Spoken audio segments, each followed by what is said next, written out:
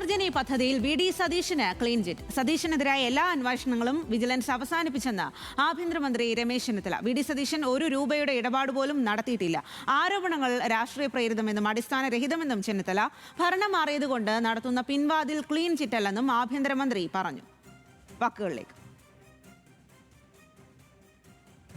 തെളിവുകളൊന്നും കണ്ടെത്താൻ കഴിയാത്ത സാഹചര്യത്തിൽ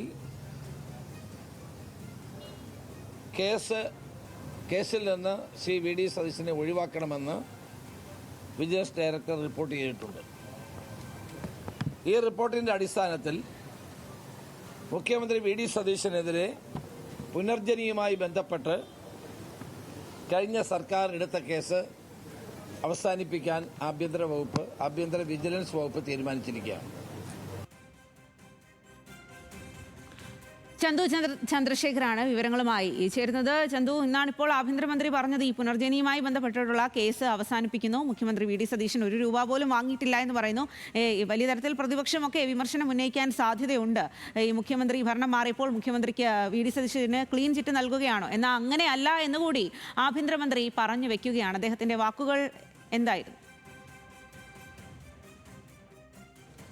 സ്വാതി, സർക്കാരിന്റെ ഭാഗത്ത് നിന്ന് വലിയ പ്രധാനപ്പെട്ട ഒരു തീരുമാനം വന്നിരിക്കുന്നു. സർക്കാരിന്റെ ആഭ്യന്തര വകുപ്പിന്റെ ഭാഗത്ത് നിന്നാണ് അത്തരത്തിലൊരു തീരുമാനം വന്നിരിക്കുന്നത്. കാരണം കഴിഞ്ഞ പ്രതിപക്ഷ നേതാവായിരുന്ന ഇപ്പോൾ മുഖ്യമന്ത്രിയായിട്ടുള്ള വി.ഡി. സതീശനെതിരെ അന്ന് ഭരണപക്ഷം തന്നെ നിയമസഭയ്ക്കകത്തും പുറത്തുമൊക്കെ വലിയ തരത്തിൽ ആയുധമാക്കിയ വിഷയമായിരുന്നു ഈ പുനർജനി പദ്ധതിയുമായി ബന്ധപ്പെട്ട അഴിമതി വിവാദം. അതിൽ ഇപ്പോൾ വി.ഡി. സതീശന് ക്ലീൻ ചീറ്റ് നൽകിയിരിക്കുകയാണ്. വിജിലൻസ് ഡയറക്ടറുടെ റിപ്പോർട്ടിന്റെ അടിസ്ഥാനത്തിൽ ഇനി തുടർ നടപടികൾ സ്വീകരിക്കേണ്ട കാര്യമില്ലെന്നാണ് ആഭ്യന്തര വകുപ്പ് മന്ത്രി രമേശ് ചെന്നിത്തല അല്പസമയം മുൻപ് മാധ്യമങ്ങളോട് വ്യക്തമാക്കിയത്. അതായത് വിജിലൻസിന്റെ അന്വേഷണത്തിൽ ഒരു തരത്തിലുള്ള അഴിമതിയും കണ്ടെത്താൻ കഴിഞ്ഞിട്ടില്ല.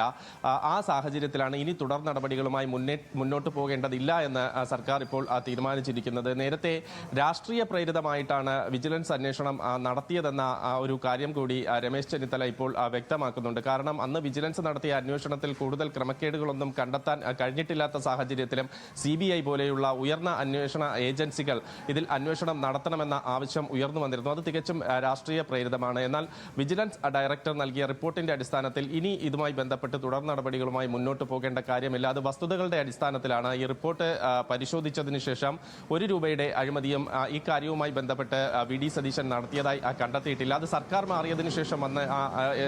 മാറിയതിനു ശേഷം എടുത്ത ഒരു രാഷ്ട്രീയ തീരുമാനമല്ല.